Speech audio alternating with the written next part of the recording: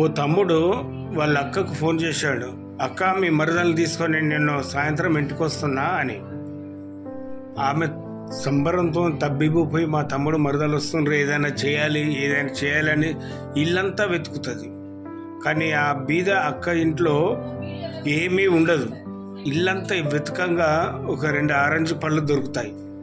ఆ రెండింటిని 2 గ్లాసుల జ్యూసు తయారు చేసి తమ్ముడి కోసం ఎదురు చూస్తుంటుంది. ఇంతలోగా బెల్లు మోగుద్ది.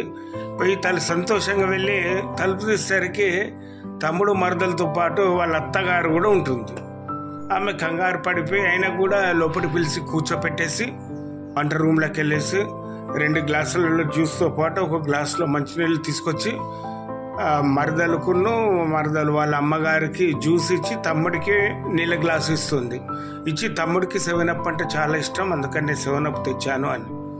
తమ్ముడు ఆ తాగి అర్థం చేసుకుంటాడు. ఈ లోపుగా తమ్ముడు అత్తగారు నాకు కూడా 7up కావాలి అంటది. అంతలోనే అక్క గుండె గుబేలమంటది. అయ్యో ఎలా అంటే, తమ్ముడు అంటాడు, అక్క నేను తీసుకొస్తాను, నువ్వు ఆగు కాసేపు అని లోపలికి వెళ్ళేసి లోపల గ్లాసులో నీళ్ళు నింపి కింద పడేస్తాడు. ఏంటని అందరు అడిగితే జ్యూస్ కింద పడిపోయింది 7up. అయ్యో బయటికి పోయి తీసుకొస్తలే అత్తయ్య, నువ్వు వెళ్తుంటే వద్దులే బాబు, నో ప్రాబ్లం, నేను జ్యూస్ తాగుతలే అంటది.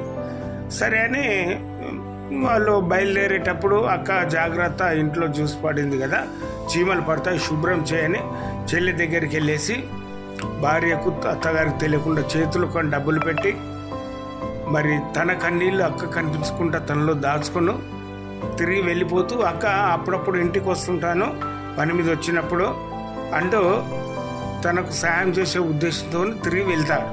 చూడండి ఆత్మీయత అంటే ఎంత గొప్పగా ఉంటుందో.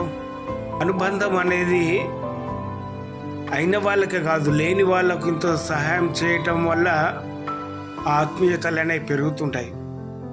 ఎన్ని సంబంధ బాంధవ్యాలున్నా తోబుట్టిన వాళ్ళు పోతే మాత్రం ఎప్పుడు దొరకరండి. అక్క అంటే మరో తల్లి, అక్క అంటే మరో తల్లి. మీరేమంటారో చెప్పండి.